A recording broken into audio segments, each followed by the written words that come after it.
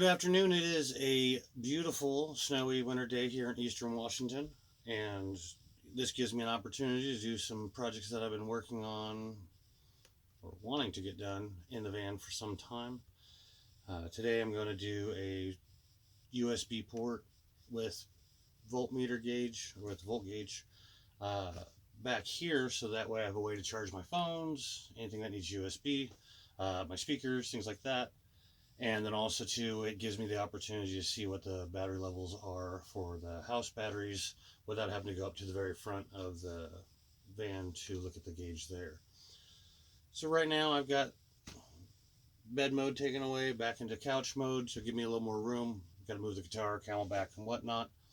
I'll go over the plug itself, and then also too which tools I'm going to use. So let's go ahead and get started. We're going to go over the tools, and then I will move guitar and the camelback and start pulling parts off. All right, so what I've got is I've got the Dremel soldering iron, and along with their it has adapters so I can do wood burning as well, but the purpose why I bought it was for the soldering iron.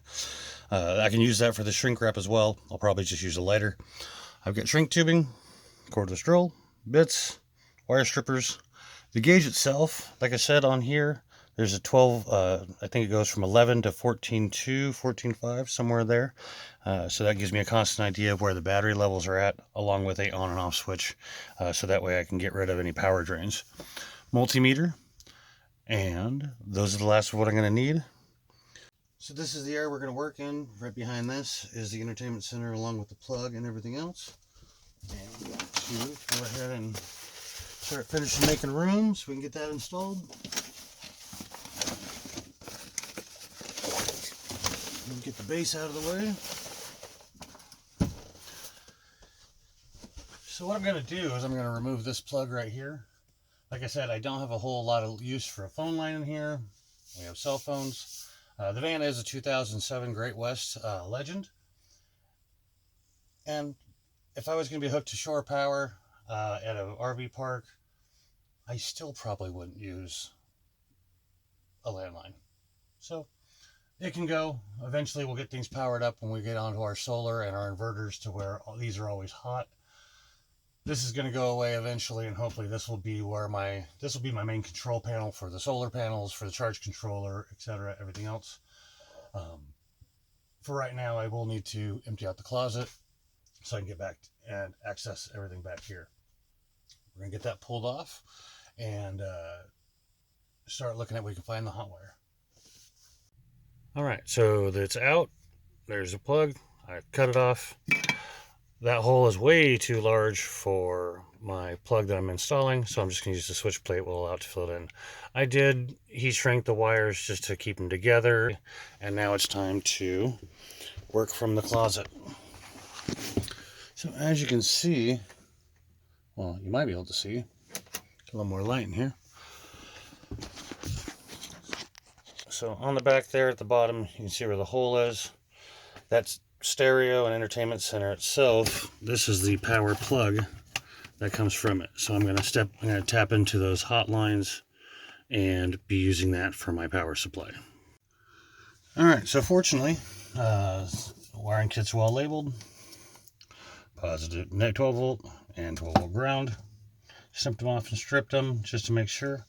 We're going to go and do a test run before we mount the actual plug. All right, so wire's tested, she works. Right now that is in the off position. On position shows me the battery level. And there we go.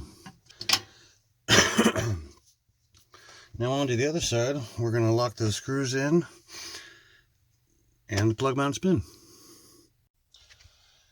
Because the plug mount before was white, I am fortunate that my screws are white as well.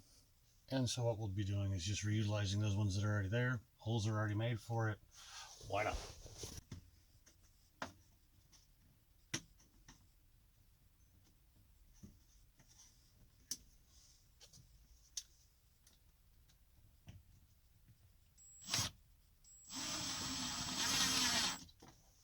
All right.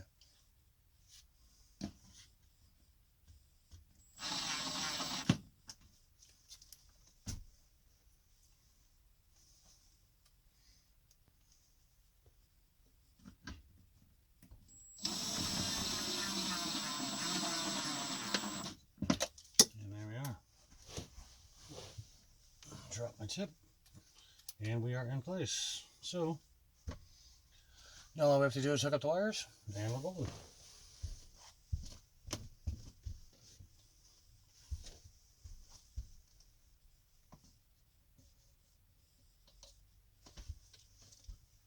And there we are.